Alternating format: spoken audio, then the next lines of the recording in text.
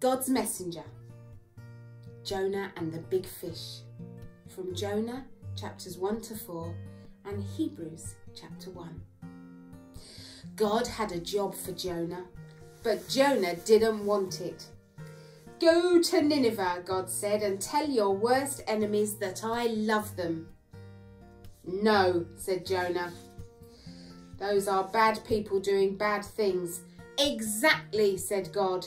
They have run far away from me, but I can't stop loving them. I will give them a new start. I will forgive them. No, said Jonah. They don't deserve it. I'll run away, Jonah said to himself, far away, so far away that God won't be able to find me. Then I won't have to do what he says. It's a good plan, he thought, because as far as he knew, it was a good plan.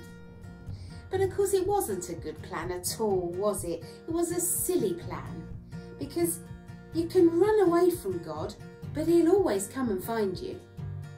Jonah went ahead with his not so very good plan. One ticket to not Nineveh, please, he said, and boarded a boat, sailing in the very opposite direction of Nineveh.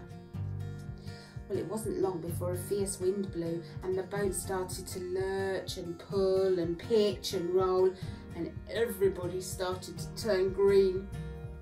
Jonah sat bolt upright in his bed. You see, the first thing that went wrong with Jonah's not so very good plan was that God had sent a big storm after him. The sailors couldn't sail their ship properly. "We're sinking!" they screamed and started throwing everything overboard, suitcases, food, whatever they could find. But now Jonah knew that the storm was his fault. So he said, "Throw me in instead." He shouted to the sailors, "Throw me in, and the storm will stop." The sailors weren't sure. "It's the only way you can be saved," said Jonah. "Throw me in." And so, 1, 2, 3, splash! They threw him in. No sooner had Jonah hit the water than the waves grew calm.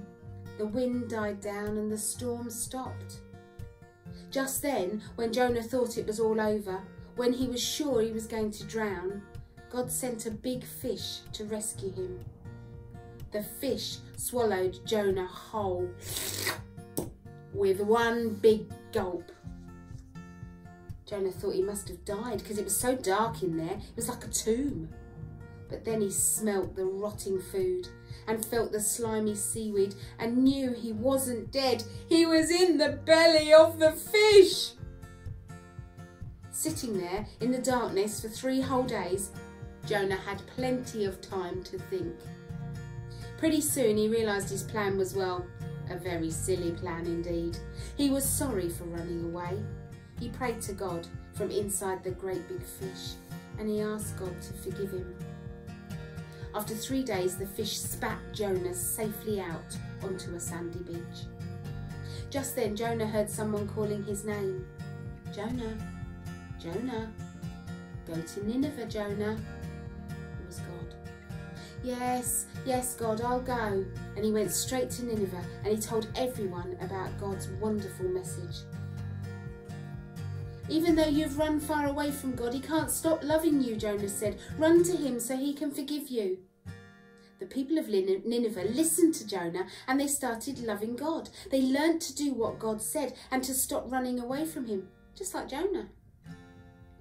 Many years later, God was going to send another messenger with the same wonderful message. And like Jonah, he would spend 3 days in the darkness. But this messenger would be God's own Son. He would be called the Word, because he himself would be God's message. God's message translated into our own language. Everything God wanted to say to the whole world in one person.